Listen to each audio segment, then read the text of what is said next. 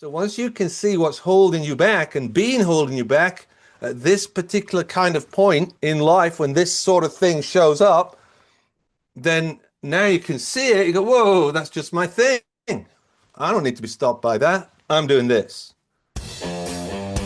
Hello and welcome to Pillars of Wealth Creation, where we talk about creating financial success with a special focus on business and real estate. I'm your host, Todd Dexheimer. Now, let's get to it. Hey, welcome back to the show. I'm your host, Todd Dexheimer. With me, excited to have Will Steele. Will, how are you doing today? Great. Thank you, Todd. Thanks for having me on the show. Yeah, Will is from CEOs to rocket scientists, world champs, Tibetan monks. Will's worked with the best to uncover what holds people back, and that's what we're going to talk about. So we're going to talk about how you've kind of worked with some pretty amazing people and help them along their journey, help them to absolutely crush it. We'll give our listeners a bit more about your background, and then we'll dive into really what you're doing today. Right. Well, I left school as an engineer to be an engineer. I didn't think I was academic, and went to university. And then at university, discovered that I could actually fly for free with what we call the University Air Squadron. I think you'd call it the Reserve Air Corps in America. And so I started flying and went, wow, you get paid for this. So I then joined the Air Force, became a pilot. I was a pilot for 10 years, flew fighter jets, I flew transport aircraft. Then I flew commercial airplanes and thought, this is terrible. It's like being a bus driver. I mean, it's a bus driver with wings, waiting for people, etc. And about that time, I started doing self-development programs, transformational programs. And I just went, I want to do this. I want to make a difference with people. And so I left the aviation industry and started in the personal self-development world, transformational world, and worked for 8 years for the company, and then started leading the main program in the company, and did that for 15 years, touring all over the world. I mean, basically lived on the road. I don't know, over 40 different countries I led programs to. Oh, wow.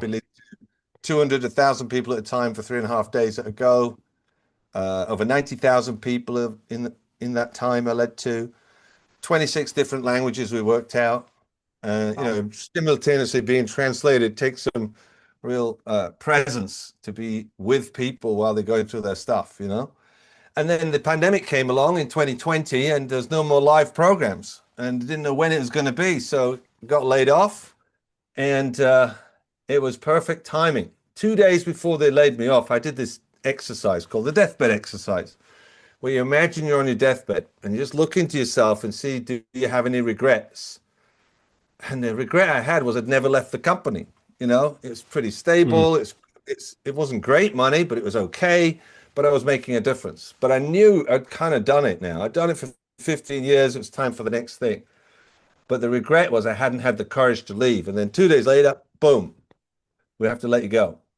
It was like the universe went, okay, you can't do it. Here you go. And that was it. And that's it. Start my own business, coaching people. And initially started coaching because I know I can do that. I can do that all day, all day, because that's what I did, leading programs. So I started it initially until I find out what I really want to do. I'm going to do coaching. But I actually fell in love with it. It's great. And for me, what inspires me is when I'm working with someone who's up to something.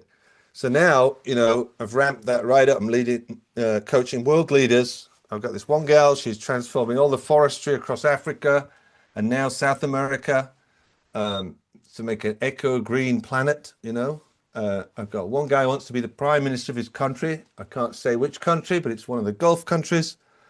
I got another guy who's an art dealer, deals exclusively in his father's art, and he wants to create a Netflix movie and a book. He's in the middle of writing a book. So people who've got a vision, people who are up to something, that's who I aim to coach. Leaders who want to make a difference, because I then experience making that kind of difference in the world. Someone who's making a decision that could impact millions of people's lives, that's pretty, what's the word? Profound stuff, So it's really Hmm. important that they're clear, they're not coming from some reaction, they're coming from real clarity, and that's what I aim to give them. When somebody has a big vision like that, that's a big vision, become prime minister of your country. Yes. You haven't been prime minister before of any countries, have you? No. No.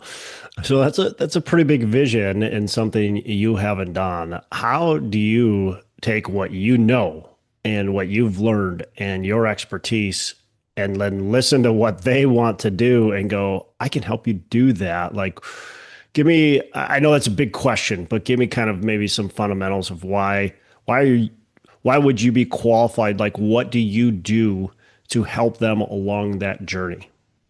Wow. I'm so glad you're asking that question because a lot of what people think of as coaching is not really coaching, it's teaching. Mm. I've gone from A to B, and I'm going to tell you how to get from A to B without making all the mistakes I made, right? And they'll come up with a structure and a plan and modules and teach you all this stuff. I'm not dealing with that. I'm dealing with Mm. you as a person. So this particular person, which we won't name, it took a conversation for him to even admit that's what he really wanted. Hmm. He really wanted to be the prime minister, but he'd never told a soul. But I got it out of him. And then once he said it, he's now said it. So, okay, well, what will need to happen next from where you are now? Well, first I have to become a minister. So I've got to get myself to be a minister. Then once I've been a minister for like 3 years, then I'm going to be eligible to be prime minister. Okay, well, what's in the way of that? So we're looking at their fears, preconceptions, things that have happened in the past that they don't realize they made decisions about themselves, about others, about the world that now limit their view of what's possible for them. If you get an opportunity and you don't take it because you have fear or you talk yourself out of it, that's where I go to work. We get to Yeah. what's really going on. And then we take the thing apart, whatever it is that you're confronting. What does that mean? What would it look like? What would you have to do? I'm asking questions versus giving you answers. See, real coaching is about having you discover what you can't see about what's going on with you, such that it's your discovery. Like, oh, wow, oh man, that's so obvious. Why couldn't I see that? Yeah. Now you've discovered it, it's yours. See, you could try to teach someone to ride a bicycle through a book. It's not going to give him riding a bike. You can watch loads of people and show them how to do it, but it's still not going to give them riding a bike. They have to get on the bike and at some point fall off, but then at some point, whoa, they got balance. They've discovered it. And do you ever forget it? No, never. You don't ride a bike for 2 years, 10 years, you still can ride a bike. Hmm. That thing, you discovered it. And once you discover it, it's yours. So once you can see what's holding you back and being holding you back at this particular kind of point in life, when this sort of thing shows up, then now you can see it. You go, whoa, that's just my thing. I don't need to be stopped by that. I'm doing this. You know, Yeah. yeah. Uh, So how do I coach someone to become the um, prime minister of the country? First, get it clear that that is what they want. If it's not what you want, it's probably not going to happen. yeah, you definitely have to have that burning desire. I mean, especially, talk about prime minister. You better Yes. want it. You better truly want it. So that clarity. How do you find that clarity? You said that person didn't come to you with that thought in mind. They came to you. They wanted your help, but they didn't have that vision necessarily. How did you take that? How did you help them discover that vision? How do you help somebody that comes to you that maybe has some idea, they want to do something great, they came to you for a reason, but you pull the correct thing out of them and give them that clarity or help them find that clarity? Well, in his case, I made it my business because I can see who he is. I can see what's possible. I can Mm. see his potential just because of where he's placed, who is, the family is in, you know, the position he already has in life, and he's playing small. And I'm like, why is this guy playing so small? So I Mm. made it my business to keep, I went to his country to meet him. I was going through, well, I was going to a different country, but I made it my business to call in and see him. We spent a couple of days together, and then he came to Geneva. It's a big conference there. I met him in Geneva, and just went out of my way to get to know him and let him open up and let him talk and start, because he's knowing what I do. He's like, well, why would I get a coach and why would I want a coach? I don't know if knowing a coach. I'm doing really well. Most people would give their high teeth to do what I'm doing and have the kind of money I've got. And it's true. They would. They think it's absolutely fantastic. But, you know, when you talk about wealth, and he's extremely wealthy compared to most people in the world, it's external. It's not what's going on with you inside. See, if you don't have what's going on with your side inside healed, sorted out, you're at peace with it, no amount of external trappings, money, houses, Yeah. all that stuff is going to make any change internally for you. Yeah. So we were in the inquiry together. What's that all about? And what would light him up? What would really be a match for who he really is? And then, I mean, I had that idea. I wanted to suggest it, but I kind of just guided him to a place where he goes, yeah, I could do that. Hmm. So once he can see that he can do it by stripping away everything else, now it's like, yeah, wow, you know. That's got to Tell be you one of why. the bigger challenges for you to sometimes bite your tongue and not say you should do this, Yes. and try to help them discover. Because I know when I'm talking to people, and sometimes I'm like want to jump in and just tell them like, do this, go this way. Like, and it's like, Yeah. well, wait a second. That's probably, you need them to, I totally agree with what you're saying. The person has to decide that that's the path that they want to go. You can't decide that for them. Because if you do, it's not their dream. It's not their vision. And I don't think it's going to, it might be, maybe it will happen, but likely not on their own terms. And so I think you definitely have to have them discover it. So that's got to be a challenge, to bite your tongue and get, okay, I got to Yeah. Yeah. keep them pointed. Throughout my training, when you're leading a live program, there's 200 people listening in to that conversation. You're coaching somebody, it's personal, it's them, but everybody in the room's listening in, and so you're guiding them, and sometimes you're not talking to them, especially if you're leading in a room, right? When you want to communicate to the person, if you said it directly to the person, their brain will resist it. They Mm, like feel threatened. yeah. So if you want to get a point across to the person at the microphone, you got to say it to the room. Look, you guys think blah, blah, blah, blah, blah. Okay, well, how's that going? Da, da, da, da, da, da, da. What would you need to do? Da, da, da, da. And if a few people call out and they go, okay, and so where are you with this? He goes, wow, I just saw this. You've managed to coach the person without actually coaching them. So Yeah. it's another, that's a technique, if you like, but it's really critical to be sensitive to where people are at.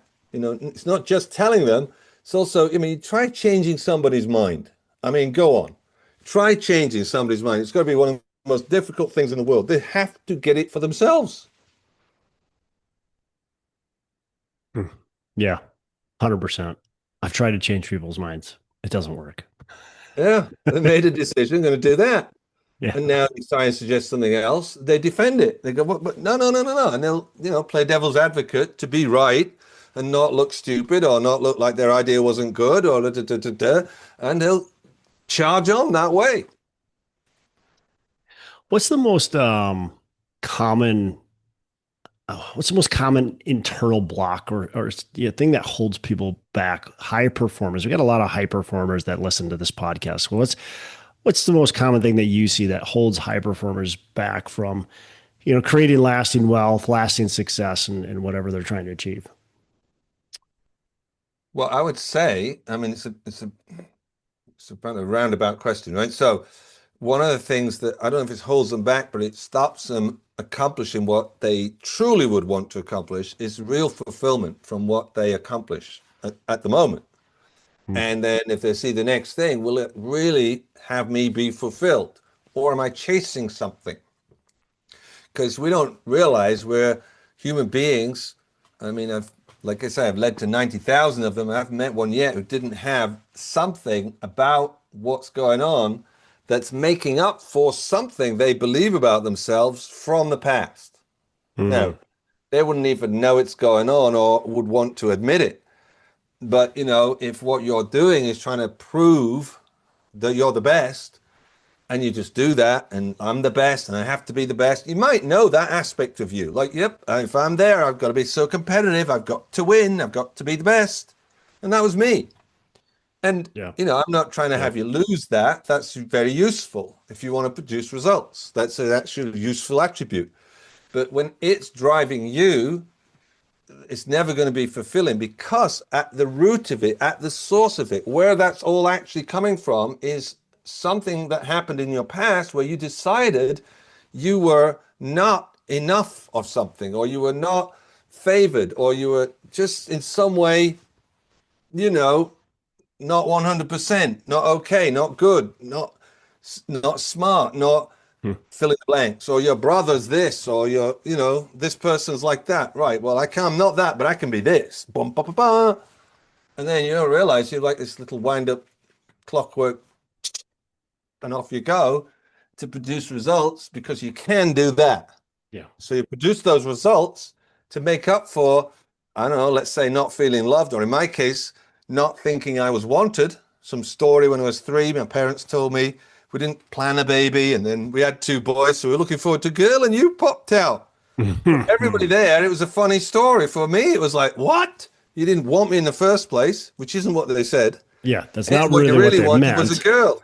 Yeah. That's right. Yeah. But at 3 years old, that was like the moment where I decided I'm the best. And my Mm. life became about proving I'm the best to make up for this feeling of not being wanted.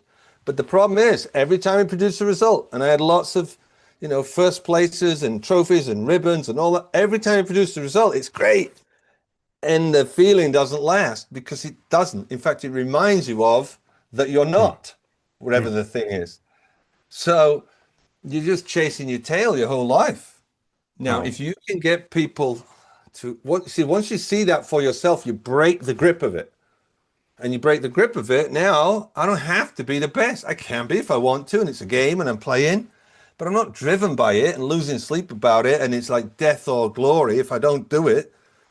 And then when I do it, I'm not actually that happy. It's just, so what, you know? Now it's more like a game. It's just fun. Yeah. Like Yeah. creating wealth, for example, it's just fun. It's Yeah. just, you know, Love it. Um, is there like a mindset shift that you think is the most powerful, or yeah, most powerful for entrepreneurs who want you know, time freedom, who want financial success? Like, is there a mindset shift that you feel like everybody needs to, or anything mindset that you see that people that are successful, you mm, know? you got to unravel it for people, right? So it's different for different people. Fundamentally, it's this and it's this and it's this, right? Which are, there's the aspect of when we're in survival, like we're threatened, we're in survival, we think we're going to fail, we're going to lose everything, and there's a certain mindset that gives you, right? Where you're in survival. And you'll notice when you're in survival, things are tough and it's hard to make a sale. But when you're not in survival, you make a sale naturally, because you're just, related with the person. There's no, fear behind it. You're not in survival. You're in something else. Let's say you're in abundance. So let's say you're just,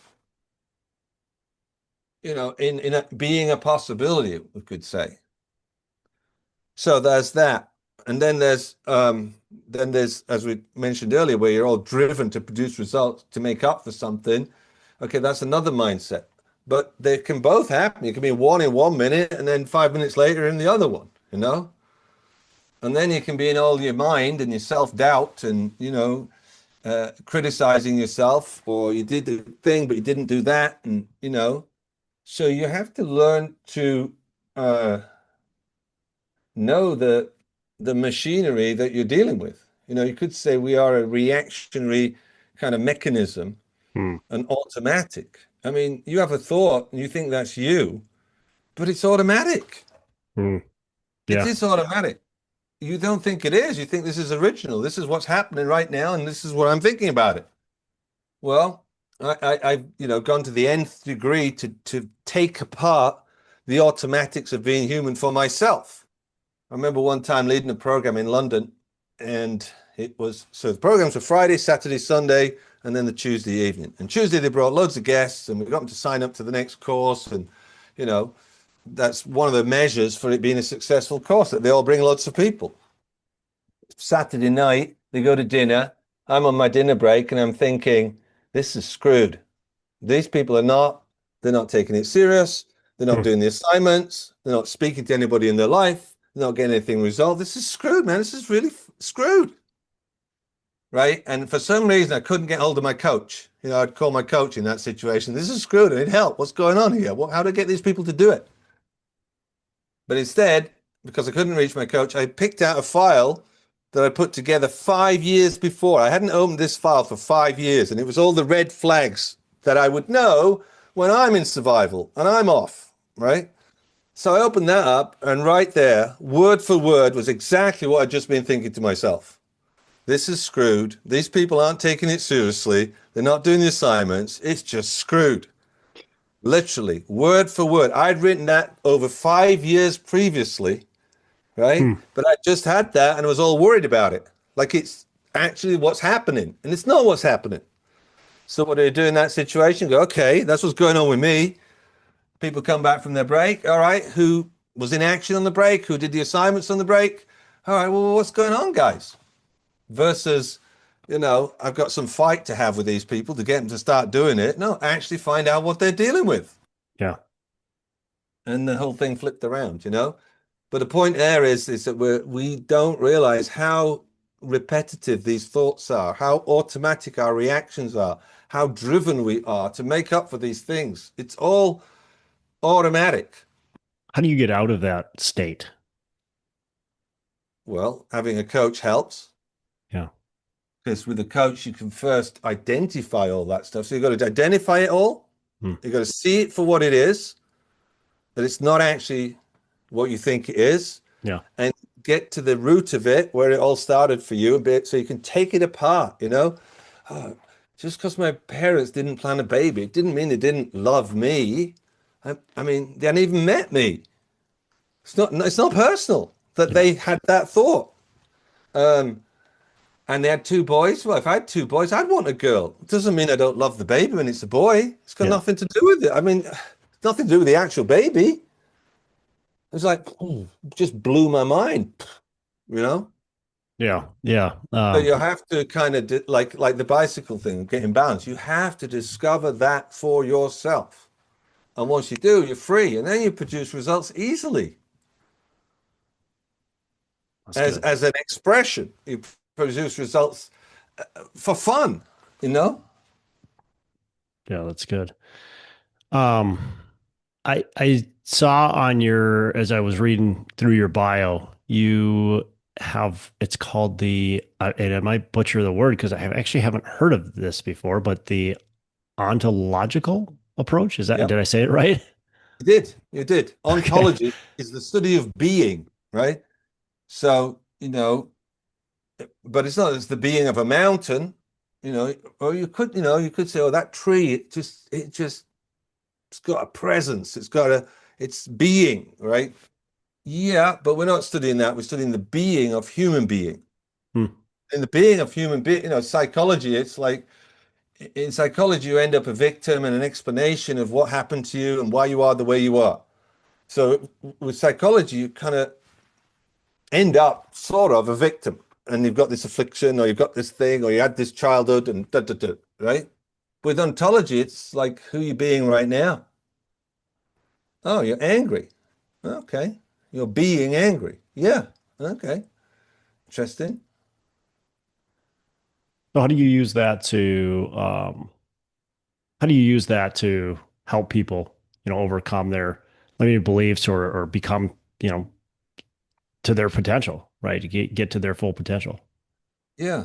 Well, when you can get how you're being right now. How am I being about this? Let's say some deal. Let's say, you've got a property deal and you got the opportunity to invest in this property deal. It's going to take, 2/3 of your cash and da, da, da, da, and then all this stuff's going on with you about it. Okay, so well, what's going on? Well, if you're honest, I'm feeling nervous. I've got a lump in my stomach. And, all right, great. Now, what does that remind you of? What do you mean? Well, think back to your past. When do you remember feeling like that growing up? And something will come up. And then Hmm. we can have a talk about that and find out what Hmm. that's about. And you'll find out there's something that happened. You made some sort of decision that what you see in the future right now about this deal, it's evoking that. Like you're threatened by and none of it's real because none of it, the future doesn't exist. Yeah. There is no future. There's only now. So it's all getting created by your imagination, by your mind, by your preconceived ideas, by all the stuff that's gotten put together for your entire life. It amazes me how much our minds actually like create stuff that's not real, right? And just process things that came up from our past or just a preconception or Yeah. a preconceived, notion of something. It feels real. It feels It's real. really real. Well, and we think it's real. We think it's the, Yeah. the truth, Yep. but it's just made up. Yeah. I mean, you think about fear, right? It's funny. I just finished my book, so I was doing the audio book for my book, right? And that fear chapter came up, and I just said, "Oh, this is my favorite chapter because it so is, Yeah. the fears that are going on there. When you get if there's fear, right? So you could divide it into two parts. There's real fear, like appropriate fear. A car's out of control coming at you. It's appropriate to be Yeah. afraid, run like Yeah. hell, A grizzly bear is staring or a you in the grizzly eyes. bear. That's what you could say. You could call it authentic fear, Yeah. real fear, authentic, genuine, appropriate fear. And then there's all this other stuff that's imagined. Some imaginary thing that might happen or might not happen, and you're all feeling afraid. Mm. I mean, what is anxiety? It's fear of what might happen in the future. Hmm. Look, and we've all suffered from it. I've suffered from it, but you Yeah. have to be able to intervene. Once you can intervene, and usually is more powerful when you've got somebody you can talk to about it, and you just get it out, and you go, okay, and you go, oh yeah, I'm making that up. Okay. On your own, it seems to just go around in circles. It doesn't seem to get vented out, Yeah. You can continue to rationalize your fear on your own, where if you have somebody else you can talk through with it, Yeah. they could oftentimes say, well, that's not realistic. That's not, well, I'm not sure about that, or ask you the right questions at least to get you to stop thinking about that fear. As long as you're asking the right person. Some people, if you talk about your fears, they'll Oh only yeah, make you more afraid. they'll throw more gasoline on the fire. Yes. Yeah. So Yes. you got to make sure you have the right person that you're talking to. I Certainly. remember just to kind of see how that would work, right? I remember I distinguished this whole thing about I was going to get shouted at or I was going to get in trouble and and I went through a period at work when I was working in the office and my manager was all distinguished, what we call distinguished, see it for what it is. And I shared it with my manager and I'd be there in a meeting. I'm like all tense and stuff and they can see it. And I'm just kind of thinking this is just normal. And go, Will, is there a threat right now?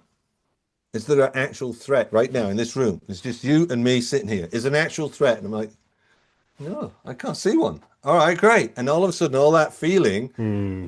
angst and worry and fear that was actually there just all disappeared Yeah.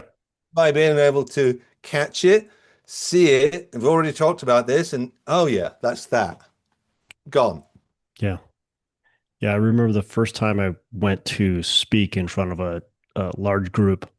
Um, and I was like super nervous and I'm Yeah, like, I'm shivering. Like for some reason, yes, this is summer. Like it's summer. I shouldn't be shivering, but I'm like cold for some reason. Like I got yeah, goosebumps and I'm like, man, I got to do some like push-ups or something to get my blood flowing. Then I remembered what I had listened to on a podcast.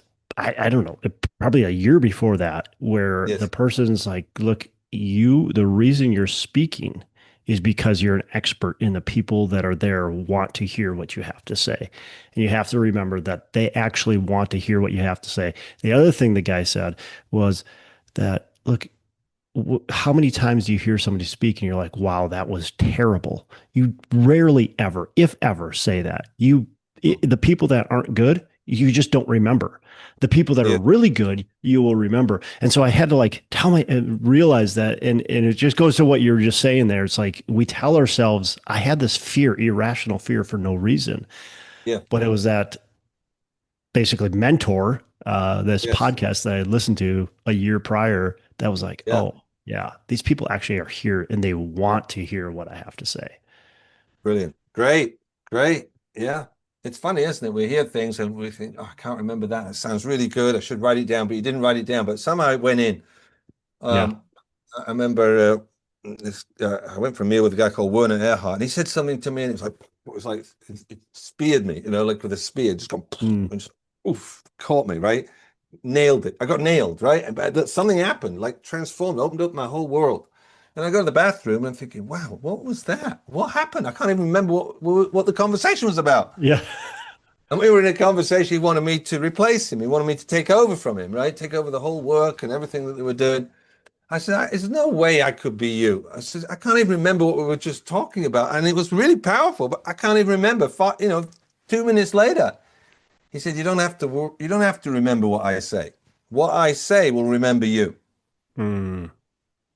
I went, oh, and it's so true. Things come to you like it did with that podcast when you need them. Yeah. Yeah. And Absolutely. you go on all these courses and you watch people writing all these notes. They're no use. You can't bring your notebook out. Yeah. I mean, if you're playing tennis and you had loads of notes on playing tennis, how useful would the notes be? A lot of people feel stuck.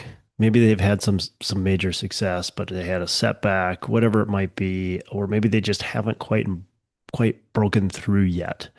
Um, they've got a lot of ambition, but they feel stuck.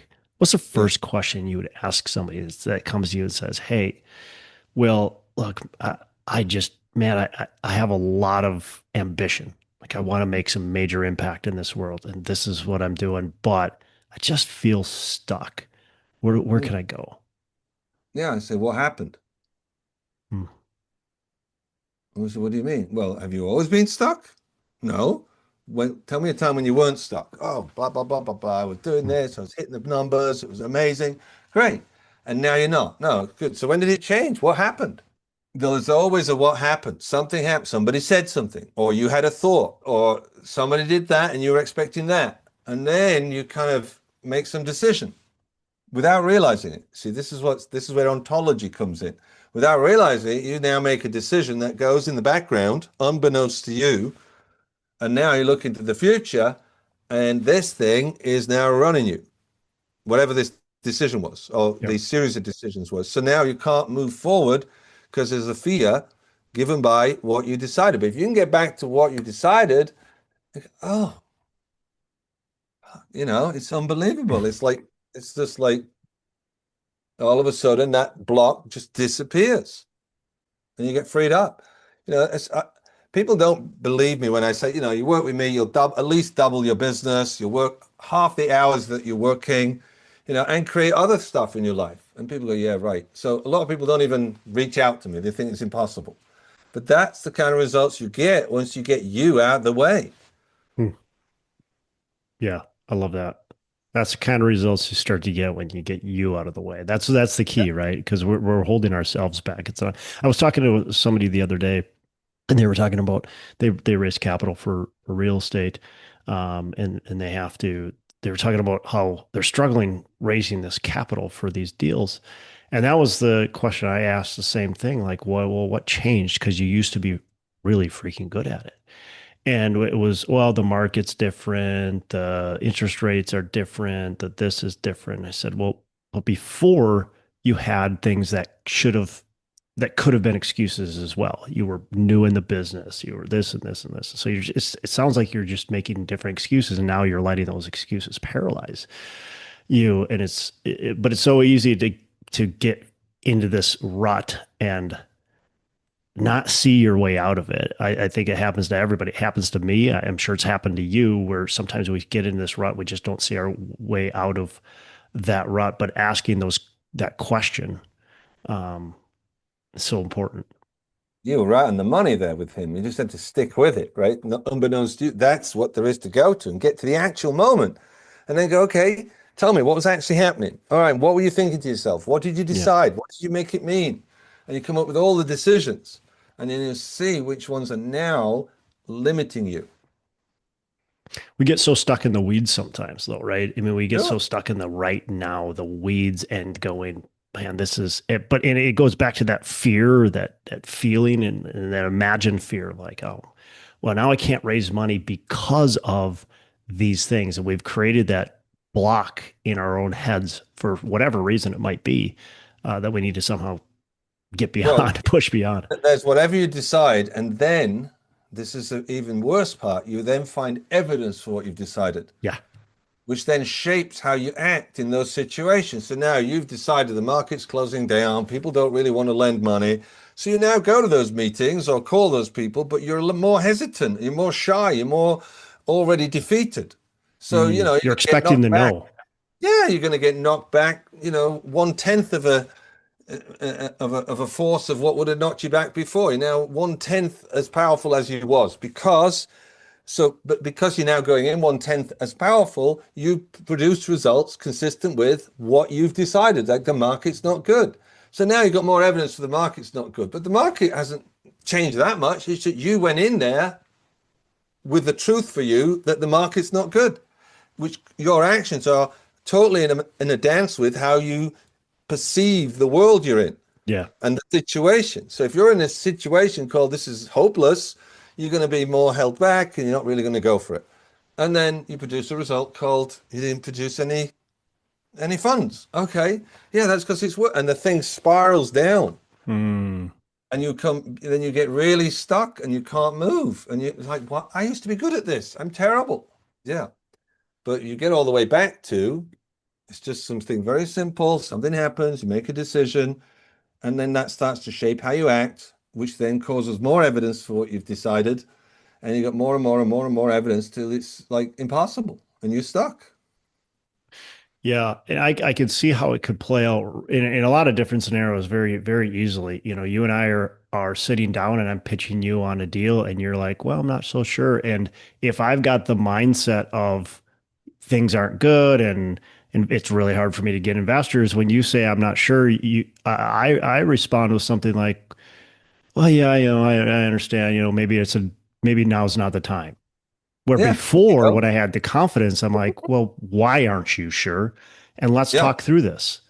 And I exactly. get you to the close. And now all of a sudden you invest $100,000 with me versus when I say, well, okay, I get, and I'm not confident. I don't. Yeah, exactly. Exactly. You got it. You totally got it. You recreated how that whole mechanism comes together and limits you. Yeah. So you're not free, you're not powerful. Hmm. Man, talk about it. Just a small thing can make such a big difference. That's powerful. Um, All right, couple last questions before we wrap up. Will, what's a favorite book you can recommend to our listeners besides the one that you just What I are just wrote, releasing? yeah. Yeah, we'll get to that in a second. Yeah. What's my favorite book? It's either Think and Grow Rich or How to Win Friends and Influence People. They're Oh, both really, really great. yeah, both I've read them really good. many I'm actually times. listening to How to Win Friends and Influence People on Audible for about the 17th time, but I'm listening to it Exactly. right now. Exactly. And Yeah, if you're open, you'll keep hearing new things. yeah, It's when I wrote my book, I wanted to write a book that's like that you can go back to, that you can get mm, more value out of, that you can go back, a different time of life and go and read. Oh shit! Now I can see. I didn't see that was going yeah, on with me right now. So the first half of the book is all about distinguishing and identifying and getting out of your way your limiting beliefs, your automatic reactions, your sabotage, self-sabotage, all that's the whole first part of the book. And then you can see, well, now I've got myself free of all that stuff. Now what? Well, now you can create your leadership authentically because the only thing that's authentic is what you create. And to create, you need a blank canvas. if you go to a painting and change it, it's not a creation, it's a change. But if you've got a blank canvas, you can create something new there. So if you want to create your leadership and your life newly, you first got to get all this other stuff sorted out so that you can now create in the book, you're creating your authentic leadership. So what vision, what lights you up, what really truly inspires you, what's connected to what you want to accomplish in the world. What is it really? If it's money, I promise you, if it's money, that's not really it. Yeah. It's only going to go so far. Yeah. It dries up. It loses its juice. It might be exciting, but once you've made 10 million, are you going to really crack your whip to make another 3? Yeah. Because 10 million is okay. I mean, it's pretty cool. Why work twice as hard to make another 3? You're not going to, you see, because the money itself is not enough. Yep. If it's, connected to realizing some vision in the world, then it's beyond that. It's beyond the money, and it's really okay to get money too. You can have both. Yeah, it's never. I agree. It's not that money is something you shouldn't be striving to get, but that can't be the only purpose of what you're doing. If what you're doing is to get money, then once you get it, you're not going to be motivated anymore. It might motivate you for a short period of time, but it's not going to be the driver. Yeah, there's nothing wrong with it. There's nothing wrong with getting money. Get money if you want. But if you want to sustain long-term motivation, inspiration, fulfillment, experience what you're doing is having an impact, and that's really satisfying. Well, that's the key right there, right? Then you've got to get connected. And the second part of the book tells you how to do it. Get connected to, there's 2 things. There's your purpose in life, and then there's your vision. Your purpose is, I'm doing what I'm doing, but why am I doing it? Yeah. Well, I'm doing it because it's what I do. Okay, but why this and not something else? Yeah. So I got for myself why I'm doing what I do is I just love to make a difference with people. That's what I love. I love it when the light goes on. The light goes on and I get it. Awesome. So I love to make a difference. And then the vision, how you create that is extrapolating what would be the fullest, most biggest expression of this in the world. So I'm leading programs in the Middle East. So why am I doing this? Well, it's an opportunity to make a difference. All right, great. Now, what would be the most, well, if everybody did it, they could all make a difference. Then they can make a difference with each other. We could actually transform all sorts of things. Society, we could transform what's going on in the wars. We could transform what's going on between countries. We could transform life itself. Okay, so what's the vision here? Why are you doing this? I'm doing it to transform the leadership of the Middle East. That's the vision. I mean, and so I'm leading a program. We've got a program coming up in September. Why am I leading that program? Because it's part of what we're doing to transform the leadership of the Middle East. You get that? It's just very different from making money. Yeah. Yeah, we'll make some money too. Yeah. Of course. Yeah. I love it.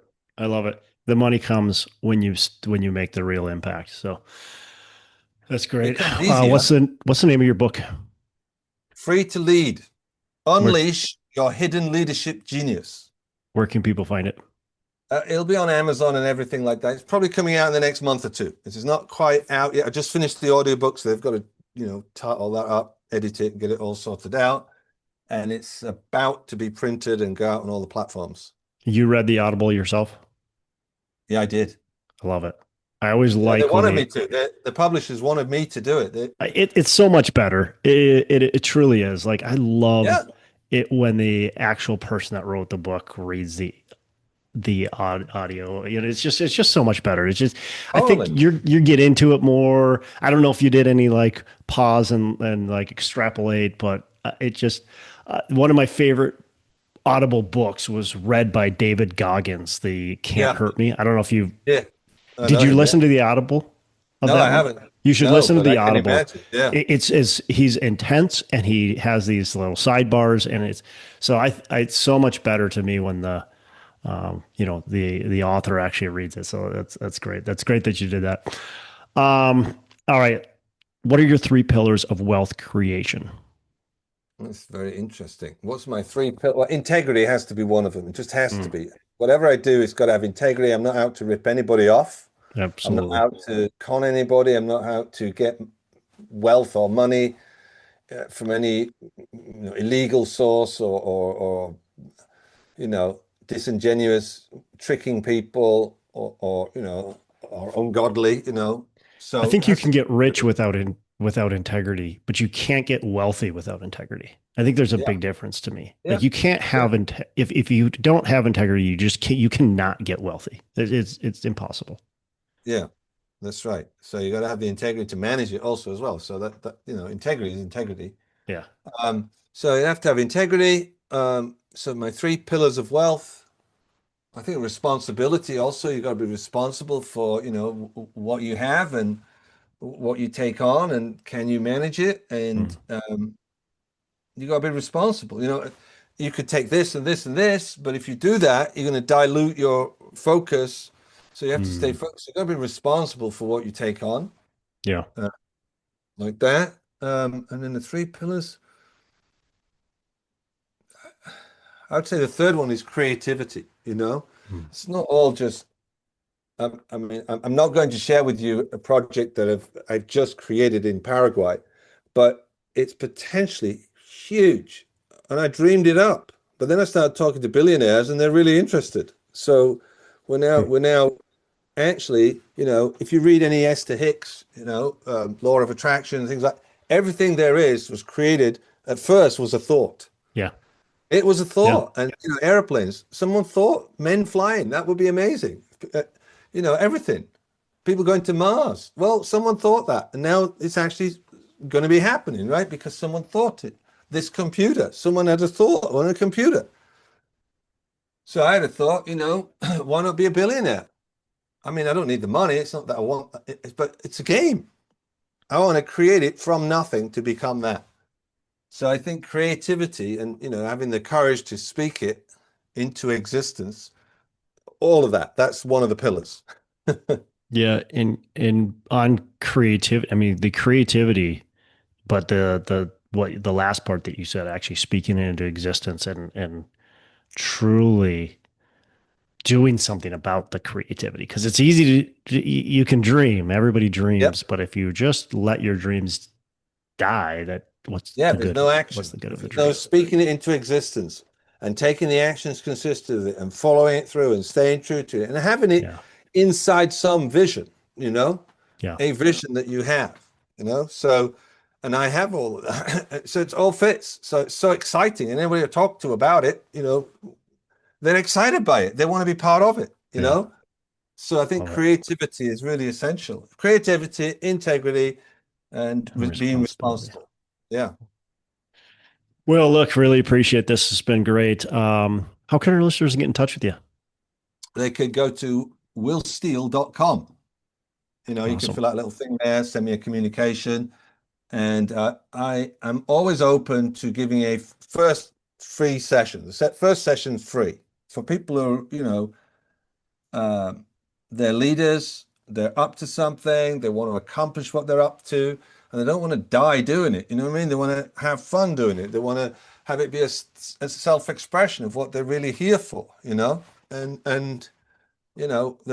coachable, curious, and committed. That's what they need to be.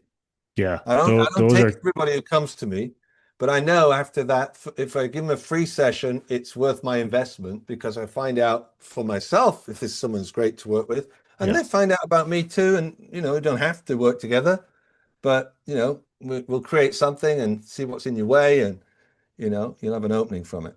Yeah. I truly believe that anybody that wants to get to that next level, if you're wanting to do something great in your life, having mentors along the way is absolutely 100% necessary. It's not even if it's a good thing, it's 100% necessary. So whether that's Will, whether that's somebody else, uh, it's so important to have those people in your life to be able to get to that next level. Oh, I yeah, think it's a must. yeah. If you want to get there, get a coach. If you want to win the world championship in whatever it is, get the best coach you can. If you Yeah. want to be a great leader, good, get the best coach you can get in leadership. Yep. Yep. Love it. Well, Will, again, really appreciate you. Thanks for joining us on the show, and you have a fantastic rest of the day. Todd, thank you. Thanks for having me on the show. It's been a pleasure. Hey, thanks so much for listening. I appreciate you being a loyal listener. I would love to have you go on to our Facebook page and subscribe. Give us a thumbs up. Go on to iTunes or wherever you listen and give us a rating and review. Don't forget to subscribe. Your rating and review just helps us push this out to more and more people and continue to grow our audience and hopefully positively affect a ton of people out there that really need this and want this. So the other thing I've got for you is a free ebook on my website. So go on to venturedproperties.com, and download our free ebook on real estate and on syndication. And I've got some data points in there, some really good stuff for you. So I'd love to have you take a look at that. It's free. I'm not expecting anything from it.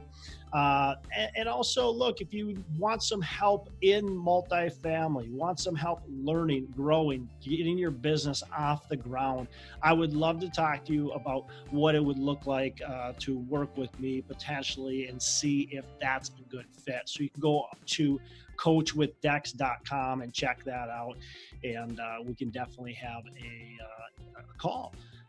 Thanks a lot for listening. You make it a fantastic rest of the day.